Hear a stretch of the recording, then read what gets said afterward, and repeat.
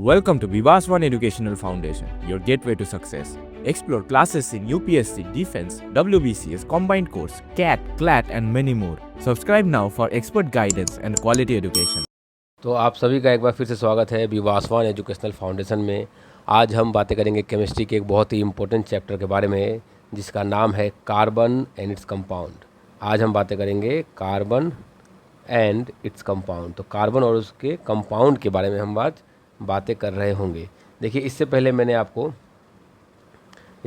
आपको काफ़ी चैप्टर्स को ऑलरेडी कंप्लीट करवा रखा है, केमिस्ट्री से भी और फिजिक्स से भी। अगर आपने उन लेक्चर्स को नहीं देखा है तो आप अभी हमारे प्लेलिस्ट को फॉलो कीजिए और उन लेक्चर को भी ज़रूर चेक कीजिए।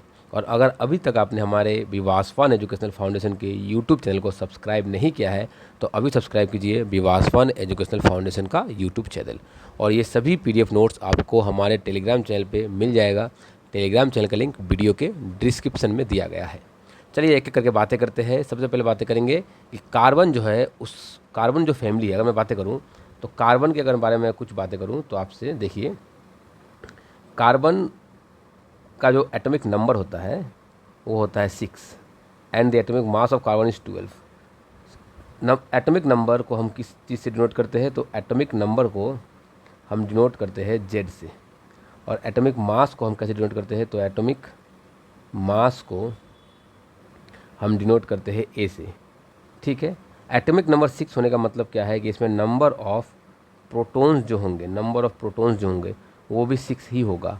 और इसमें जो नंबर ऑफ इलेक्ट्रॉन्स होंगे, number of protons and number of electrons जो होंगे, number of electrons it will also भी 6। एंड नंबर जो न्यूट्रॉन होगा वो भी कितना होगा? नंबर ऑफ न्यूट्रॉन जो होगा वो भी 6 ही होगा, क्योंकि न्यूट्रॉन और प्रोटॉन मिलकर ही एटॉमिक मास बनाता है।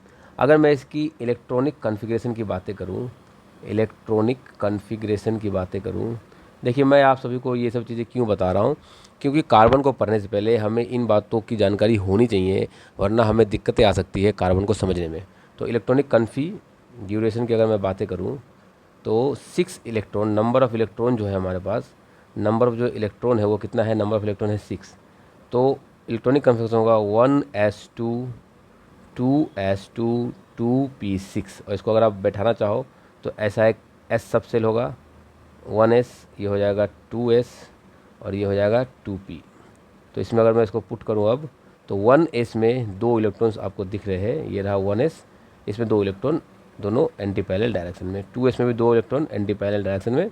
और 2p6 नहीं होगा, मैंने यहाँ से गलती से 6 लिख दिया, 2p2 होनी चाहिए क्योंकि 6 इलेक्ट्रॉन ही है। तो 2 यहाँ पर आ गया, 2 यहाँ पर और 2 यहाँ पर, तो ये कितना होगा? 2p2। पहला इलेक्ट्रॉन को मैं ऐसे फिल करूँगा क्योंकि पहले मुझे कम्प्लीटली फिल करना होगा। तो 1 इलेक्ट्रॉन, ये रहा 2 इलेक्ट्रॉन। तो ये है इसका इलेक्ट्रॉनिक कॉन्फ़िगरेशन। तो अगर आप देखो तो ये 1s ऑर्बिटल है, ये 2s और ये 2p। ठीक है ना। अब 2p में भी देखो आप, 2p में आप देखोगे अगर तो अभी भी इसके पास 4 इलेक्ट्रॉन के लिए जगह वैकेंट है। 1 इलेक्ट्रॉन यहाँ आएगा, दूसरा यहाँ, तीसरा यहाँ और चौथा यहाँ। तो अभी भी इसके पास 4 इलेक्ट्रॉन्स के लिए जगह खाली है। तो इसकी जो वैलेंसी होगी वो कितनी होगी? वैलेंसी होगी 4। और इसमें जो वैलेंस इलेक्ट्रॉन होंगे वो होंगे 2, क्योंकि यही दोनों सिर्फ वैलेंस इलेक्ट्रॉन है। बॉन्डिंग में यही दोनों पार्टिसिपेट करेंगे। तो जो वैलेंस इलेक्ट्रॉन है इनमें वो कितने हैं? 2 है। तो ये रही कुछ बातें कार्बन के बारे में। अब अगर मैं बताऊं कि कार्बन किस फैमिली का मेंबर है, तो कार्बन खुद ही उस फैमिली को डोमिनेट करता है, कार्बन फैमिली बोलते हैं उसको। कार्बन फैमिली में इसके साथ और कौन कौन एलिमेंट है? तो इसके साथ है कार्बन, सिलिकॉन, जर्मेनियम, स्ट्रोंटियम और लेड। ये है कार्बन फैमिली के मेंबर। इनमें से, इन पूरे फैमिली में से कार्बन जो टॉप पे बैठा हुआ है, कार्बन का जो बिहेवियर है वो थोड़ा सा बाकी मेंबर से थोड़ा सा हटके हो सकता है या हटके होता है, मैं इसको ऐसा बोल सकता हूँ। अब ऐसे बिहेवियर को जब एक पूरे फैमिली में से किसी एक मेंबर का बिहेवियर बाकी से मैच ना करे तो उस बिहेवियर को हम लोग कहते हैं एनामोलस बिहेवियर। तो हम लोग क्या देखेंगे? अभी हम लोग देखेंगे एनामोलस बिहेवियर ऑफ कार्बन। तो यहाँ देखिए, यहाँ कुछ बातें लिखी गई है। क्या लिखा हुआ है? Important trend and anomalous behaviour of carbon. Carbon के कुछ एनामोलस प्रॉपर्टीज़ को हम समझते हैं। अच्छा, like first member of the other group, carbon also differ from the rest of the member. First member होने की वजह से कार्बन अपने ग्रुप के बाकी मेंबरों से थोड़ा सा अलग होता है, उसका बिहेवियर थोड़ा सा डिफरेंट होता है ऑफ इट्स ग्रुप। ठीक है। Due to its small size. क्यों बिहेवियर अलग होता है, क्यों ये अलग दिखता है? क्योंकि इसका साइज बहुत ही स्मॉल है और हायर इलेक्ट्रोनेगेटिविटी है। इलेक्ट्रोनेगेटिविटी इसका क्या होता है, ज़्यादा होता है।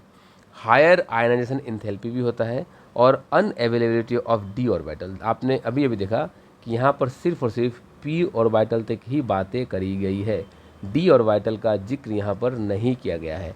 डी ऑर्बिटल का जिक्र यहाँ पर नहीं किया गया है।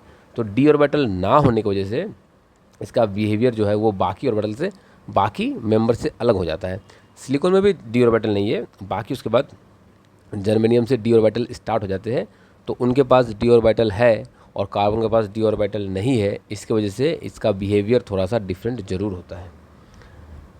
चलिए आगे बातें करी जाए।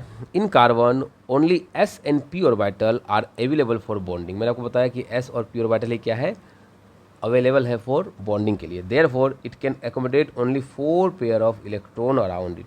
तो अपने चारों तरफ वो 4 इलेक्ट्रॉन को ही रख पाएगा। This would limit the maximum valency of 4। तो इसलिए कार्बन का जो मैक्सिमम वैलेंसी वो क्या है, 4 है। और बाकी मेंबर्स जो कार्बन फैमिली के ही बाकी मेंबर्स है, उनका जो मैक्सिमम वैलेंसी है वो 4 से ज़्यादा होता है। वो क्योंकि उनके पास डी ऑर्बिटल प्रेजेंट होता है, इसलिए उनका जो वैलेंसी है वो 4 से भी ज़्यादा एक्सपैंड कर सकता है। चलिए आगे बढ़ता हूँ, कार्बन के बारे में आपको और भी जानकारी देता हूँ। कार्बन ऑल्सो है कि unique ability to form p pi multiple bond. तो कार्बन के पास एक एबिलिटी है जिसकी वजह से वो क्या कर सकता है, पी पाई मल्टीपल बॉन्ड्स बना सकता है। इसका साइज बहुत ही छोटा होता है और इसकी इलेक्ट्रोनेगेटिविटी की वैल्यू बहुत ही हाई होती है, मैंने आपको ऑलरेडी बता रखा है। जैसे आप यहाँ देखो कि कार्बन ने कार्बन के साथ डबल बॉन्ड बना रखा है, कार्बन ट्रिपल बॉन्ड भी बना सकता है कार्बन के साथ, कार्बन ऑक्सीजन के साथ बॉन्ड बनाता है, सल्फर के साथ, नाइट्रोजन के साथ, सभी के साथ ये बॉन्ड्स बना सकता है। Heavier element do not form p pi bond because their atomic orbital are too large and diffuse to have effective overlapping. अच्छा, ये थोड़ी सी ये जानकारी थोड़ी सी मैं बोल सकता हूँ कि जानकारी थोड़ा बड़ा है, क्योंकि heavier element P pi bond नहीं बना सकता है, क्योंकि पी पाई ओवरलैपिंग साइड वाइज होता है, साइड वाइज ओवरलैपिंग। तो एटॉमिक ऑर्बिटल बहुत बड़ा होने की वजह से ये साइड वाइज ओवरलैपिंग नहीं कर पाता है हेवियर एलिमेंट, इसलिए ये पी पाई बॉन्ड नहीं बना पाते हैं। ठीक है, और कार्बन पी पाई बॉन्ड बना पाता है। Carbon atom have the tendency to link with one another through a covalent bond. Mainly carbon atom कौन से बॉन्ड बना, कैसे किस टाइप के बॉन्ड का फॉर्मेशन करता है, तो carbon atom mainly covalent bond का फॉर्मेशन करता है। अच्छा, और चेन भी बनाता है, रिंग भी बनाता है। अच्छा, इस प्रॉपर्टी को हम लोग क्या कहते हैं, इस प्रॉपर्टी हम लोग कैटेनेशन कहते हैं। हटाइए इसको, ये आपके काम की बातें नहीं है। मैं जहाँ पर काम की बातें हैं मैं आपको वहाँ ले जाता हूँ। देखिए, कार्बन और कार्बन का अगर आप बॉन्ड लेंथ देखो तो वो 348, सॉरी बॉन्ड इंथैल्पी देखो तो 348 है। कार्बन और सिलिकॉन का जो है वो 397 है। और जैसे जैसे आप नीचे जाओगे बॉन्ड इंथैल्पी कम होता जाएगा, यानी कि स्ट्रोंटियम और स्ट्रोंटियम का जो बॉन्ड है उसको तोड़ने के लिए, उसको ब्रेक करने के लिए एनर्जी कम ज़रूरत होगी एज़ कम्पेयर टू कार्बन का, अगर आप बॉन्ड ब्रेक करना चाहते हो तो। चूँकि कार्बन के बॉन्ड को ब्रेक करना ज़्यादा कठिन है, ज़्यादा मुश्किल है, इसी वजह से कार्बन ज़्यादा स्टेबल हो सकता है। ये भी एक रीज़न है कार्बन के स्टेबल होने का। अब कार्बन अलग अलग फॉर्म में पाए जाते हैं और उनको हम कहते हैं एलोट्रॉप्स ऑफ कार्बन। चलिए बातें करी जाए एलोट्रॉप्स ऑफ कार्बन के बारे में। अब बातें करेंगे एलोट्रॉप्स ऑफ कार्बन के बारे में। Carbon exhibit many allotropic form, जिसमें से कुछ फॉर्म क्रिस्टलिन होते हैं तो कुछ फॉर्म एमोर्फस भी होते हैं। जैसे कि कार्बन का एक एलोट्रॉप है, बहुत ही फेमस है, डायमंड। दूसरा ग्रेफाइट। ये दोनों क्या है, well known crystalline form of carbon है। इन 1985 the third form of carbon family का तीसरा फॉर्म पाया गया, जिसे हम कहते हैं फुलेरेंस। देखिए, इन पार्ट से काफ़ी क्वेश्चंस आपके एनडीए और सीडीएस एग्जाम में पूछे जाते हैं, तो इस पार्ट्स को काफ़ी ध्यान से देखिएगा, क्योंकि यहाँ से काफ़ी क्वेश्चंस पूछे जा चुके हैं already. The was discovery by the H.W. क्रोटो ने करा था मेले और RF कर्ल के साथ। फॉर दिस डिस्कवरी उनको एक नोबेल प्राइज़ भी मिला 1996 में। आगे बढ़े तो यहाँ पर अब हम बातें करेंगे डायमंड के बारे में डिटेल में, जो कि कार्बन का एक एलोट्रॉप है। It is a crystalline lattice in diamond, each carbon atom undergoes sp3 hybridisation. मतलब क्या कि मान लीजिए एक कार्बन है, इस कार्बन से दूसरा कोई कार्बन जुड़ा होगा, इधर एक और कार्बन जुड़ा होगा, इधर एक और कार्बन जुड़ा होगा, इधर एक कार्बन जुड़ा होगा। हर एक बॉन्ड को आप सिंगल बॉन्ड को पाई बॉन्ड का नाम देते हो। तो ये एक पाई बॉन्ड है, ये एक पाई बॉन्ड है, सॉरी सिग्मा बॉन्ड का नाम देते हो। ये एक सिग्मा बॉन्ड है, ये एक सिग्मा बॉन्ड है। तो total number of sigma bond जो है वो कितने हैं, 4 हैं। अब एक सिग्मा बॉन्ड को हम कहते हैं एस और बाकी को कहते हैं पी। तो एक ने बनाया एस, मान लीजिए इसने बनाया एस, तो ये पी है, ये पी है, ये पी है, तो इसका जो हाइब्रिडाइजेशन है वो sp3 हो जाएगा। ठीक है, अब हम आगे चलते हैं और बाकी बारे में बातें करते हैं। And link to form other carbon by the using hybridisation orbital. ठीक है, और इनका जो बॉन्ड लेंथ जो है, एक बॉन्ड से दूसरे बॉन्ड का जो बॉन्ड लेंथ है, ये यहाँ दिया गया है 154 picometre. The structure extend in a shape to produce rigid 3 dimensional network structure होता है। बिल्कुल डायमंड का स्ट्रक्चर तो ऐसा ही होता है। ये देखिए आपके सामने यहाँ पर डायमंड का एक स्ट्रक्चर दिखाया गया है। यहाँ पर जो पिछले स्लाइड में जो बॉन्ड लेंथ की बातें करी गई थी, वो इस बॉन्ड लेंथ की बातें करी गई थी कि ये 154 पिकोमीटर का एक बॉन्ड है। अब एक कार्बन देखिए, टोटल 4 कार्बन से जुड़े होंगे। ये एक कार्बन यहाँ ये एक इससे जुड़ा हुआ है, दूसरा इससे जुड़ा हुआ है, तीसरा इससे, चौथा इससे। तो ये एक सिग्मा बॉन्ड, ये एक सिग्मा बॉन्ड, ये एक सिग्मा बॉन्ड, ये एक सिग्मा बॉन्ड। तो total number of sigma bond is 4 and the hybridisation of diamond is sp3। यहाँ पर मैंने आपको समझा दिया। अब यहाँ क्या बोला गया देखिए जरा ध्यान से कि structure directional covalent bond are present. अच्छा, ये क्या बोला गया है, जो ये बॉन्ड है, इस बॉन्ड का नाम दिया गया है कोवैलेंट बॉन्ड। ये कौन सा बॉन्ड है, कोवैलेंट बॉन्ड। ये इन लोगों को जॉइंट कोवैलेंट मॉलिक्यूल्स बोला जाता है। ठीक है, it is very difficult to break extend covalent bond. क्या बोला गया है कि इन बॉन्ड्स को तोड़ना बहुत ही मुश्किल है, इसलिए डायमंड को अर्थ क्रस्ट का सबसे हार्डेस्ट सब्सटेंस माना गया है। तो डायमंड सबसे हार्ड सब्सटेंस है हमारे अर्थ का। It is use N abrasive and sharping hard tool in making the day and the manufacturing of tungsten वगैरह को बनाने में, हार्ड चीज़ों को काटने में, तोड़ने में इसका इस्तेमाल किया जाता है। आगे कार्बन के एक और एलोट्रोप्स की हम बातें करेंगे जिसका नाम है ग्रेफाइट। ग्रेफाइट से आप सभी फेमिलियर हो, आप सभी ने कभी ना कभी ग्रेफाइट को जरूर देखा होगा। ग्रेफाइट एक लेयर स्ट्रक्चर है, जो एक लेयर से दूसरा लेयर, मान लीजिए एक लेयर है और इसके नीचे दूसरा लेयर है, तो एक लेयर से दूसरे लेयर के बीच में जो फोर्स है, उस फोर्स का नाम है वैन डर वाल forces. And distance between 2 layer, एक लेयर से दूसरे लेयर का जो डिस्टेंस है, वो डिस्टेंस कितना है, 340 picometre. Each layer is compose of planar hexagonal ring of carbon atom. एक एक क्या से बना हुआ है, planar hexagonal ring of carbon atom से बना हुआ है। Carbon carbon bond length within the layer जो है, कार्बन से कार्बन का जो बॉन्ड लेंथ है वो कितना है, 141.5 पिकोमीटर। जिस तरह से डायमंड में कार्बन की हाइब्रिडाइजेशन sp3 होती थी, यहाँ पर उसी कार्बन का हाइब्रिडाइजेशन sp2 होगा।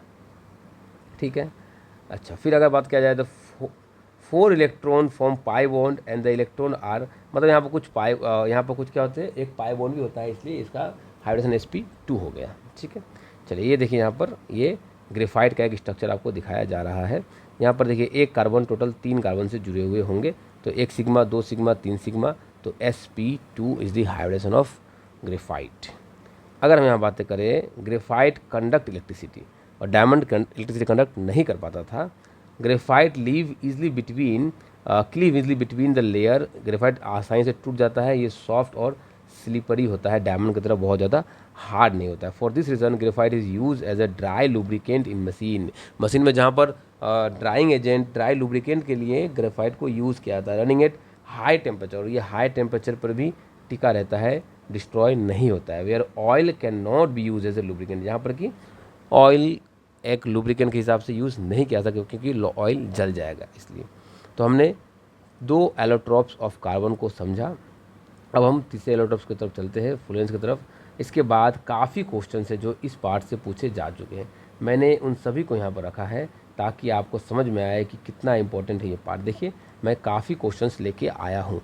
चलिए पहले फ्लोरेंस को डिटेल में समझा जाए, उसके बाद मैं आपको क्वेश्चंस के और भी लेके जाऊँगा और सभी क्वेश्चन को हम डिटेल में डिस्कस करेंगे। फ्लोरेंस क्या है, देखिए fullerenes are made by the heating of graphite. Graphite को हीट करके बनाया जाता है in the electric arc of in presence of inert gas. और वहाँ पर क्या होंगे, वहाँ पर इनर्ट गैस होनी चाहिए। कैसे इनर्ट गैस, जैसे कि हीलियम और argon. The sooty material form by the condensation of vaporise CN small molecule consist of mainly 60 carbon का बना होता है with a smaller quality of carbon 70 भी हो सकता है। And trace fullerenes consisting of the even number of carbon atom.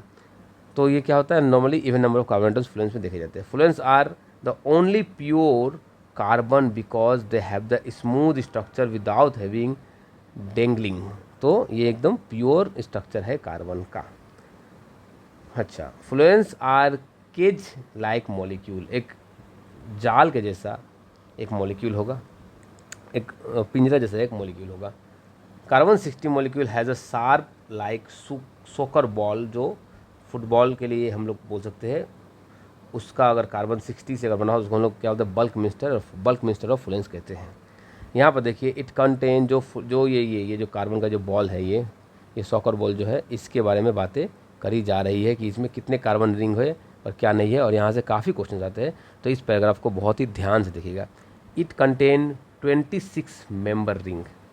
26 member ring मतलब ऐसे ऐसे कार्बन के जो रिंग है वो कितने होंगे, यहाँ पर ऐसे ऐसे हेक्सागोन और पेंटागोन जो रिंग है वो कितने होंगे, 26 होंगे टोटल।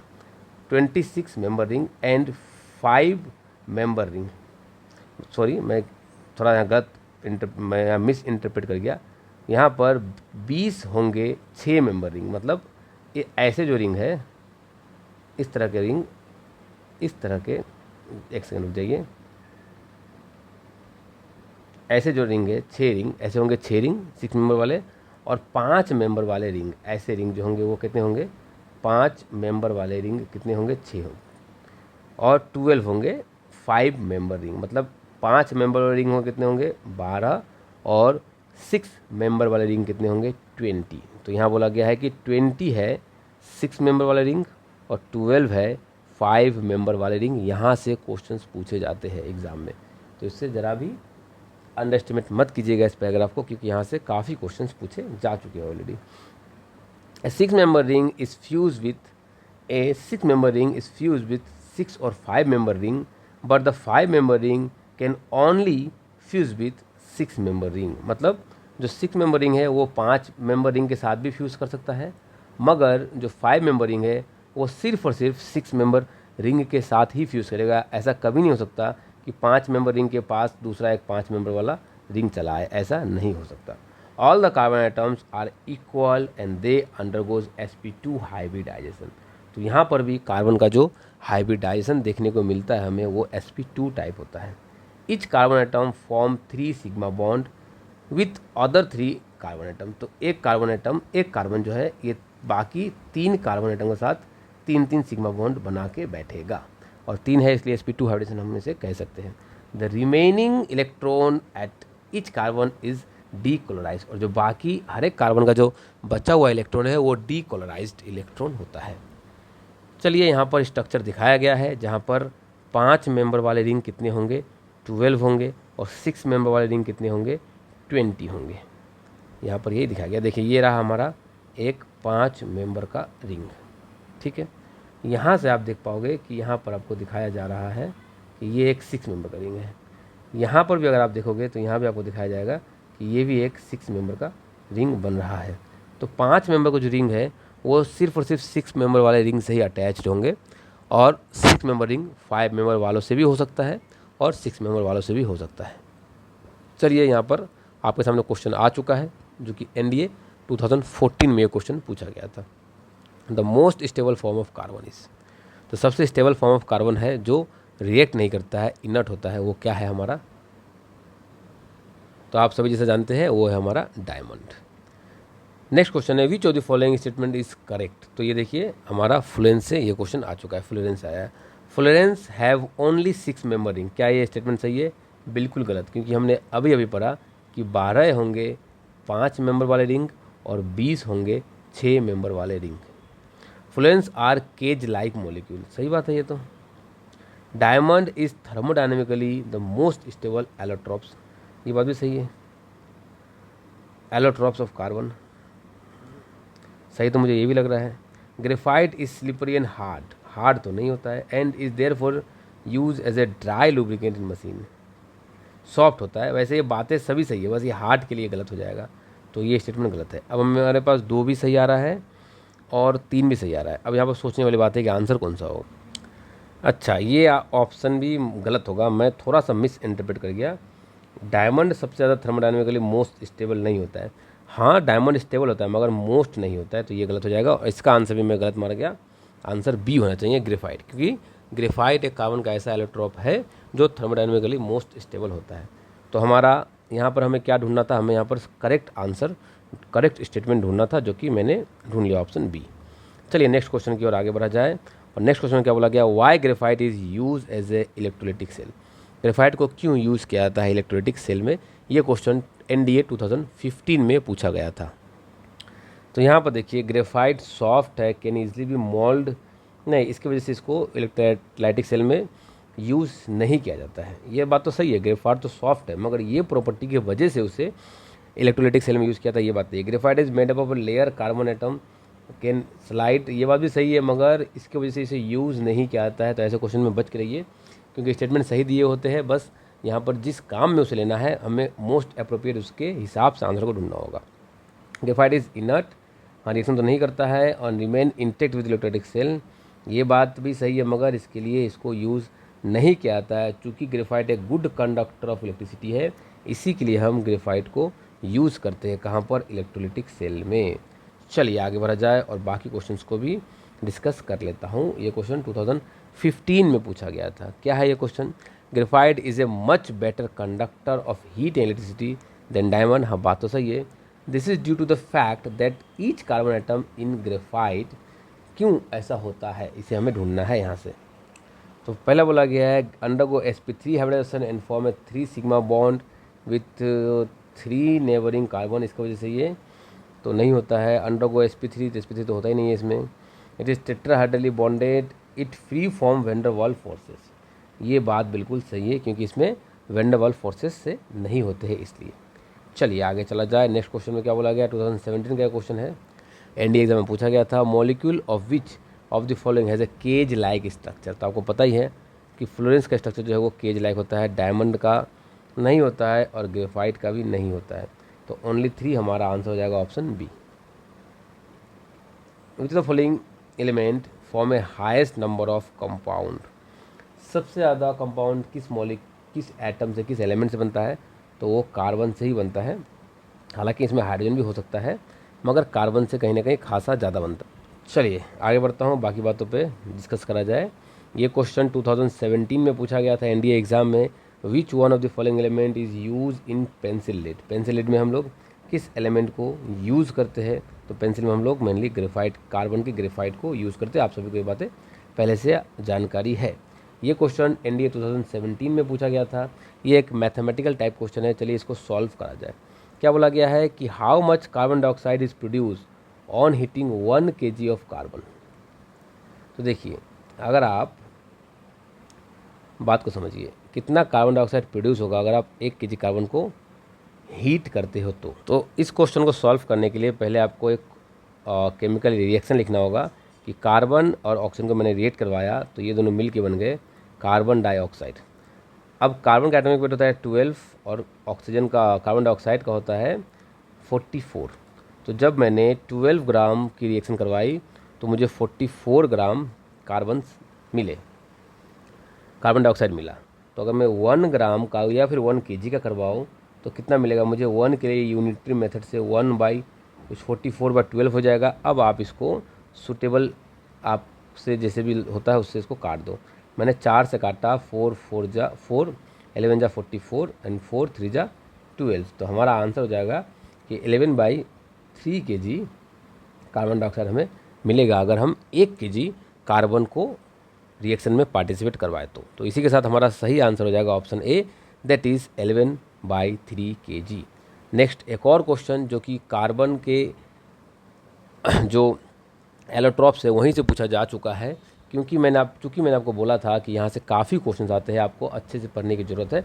चलिए यहाँ से एक और क्वेश्चन देखा जाए। विच one of the following properties not true for graphite, तो ग्रेफाइट के लिए कौन सा सही नहीं, हाइब्रिडाइजेशन sp3 नहीं sp2 होता है, तो ये गलत। हाइब्रिडाइजेशन कार्बन sp2 बिल्कुल सही। Electron are delocalise over a whole sheet of atom, ऐसा तो नहीं होता है। और each layer is compose of hexagonal ring भी नहीं होते, पेंटागोनल रिंग होते हैं।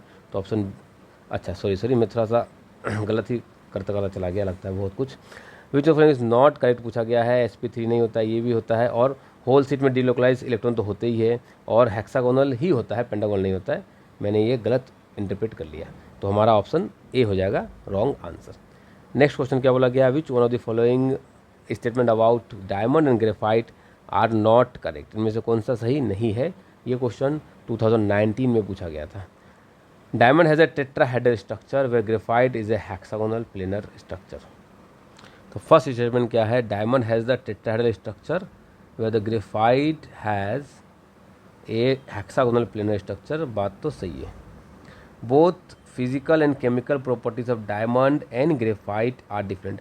फिजिकल प्रॉपर्टी तो सेम होता है, मगर chemical property different, chemical property different होता है। तो फिजिकल प्रॉपर्टी कहीं ना कहीं सेम है, तो ये आंसर गलत हो जाएगा। Graphite is soft but diamond is hard, सही बात है। Graphite is good conductor of electricity, सही बात है, वाइल डायमंड इज नॉट, बिल्कुल सही बात है। तो इसी के साथ first statement is correct, second wrong, third correct, fourth correct. हमें रॉन्ग ढूंढना था, तो ऑप्शन बी हमारा सही हो गया। नेक्स्ट क्वेश्चन क्या बोला गया, which one of the following is the purest form of carbon. तो कार्बन का प्यूरेस्ट फॉर्म कौन सा है। तो अभी मैंने आपको पढ़ाया ऊपर में, क्या था वो बताइए ज़रा। तो सीधा आंसर है इसका fullerene. Fullerene is the purest form of carbon. तो इसी के साथ मैंने आपको कार्बन और उसके एलोट्रॉप्स में कंप्लीट मैंने आपको जानकारी दी। यहाँ पर मैंने काफ़ी सारे क्वेश्चंस को भी आपसे डिस्कस करा। अगर आपको वीडियो पसंद आई हो तो प्लीज़ वीडियो को लाइक करिएगा। अगर आपने अभी तक चैनल को सब्सक्राइब नहीं किया तो चैनल को सब्सक्राइब कीजिए, क्योंकि कार्बन एंड इट्स कंपाउंड के अभी और भी लेक्चर्स बाकी है, जहाँ पे मैं आपको डिटेल में कार्बन और इसके कंपाउंड्स को समझाऊंगा। आप सभी का बहुत बहुत धन्यवाद। मिलते हैं आप सभी के साथ नेक्स्ट वीडियो में।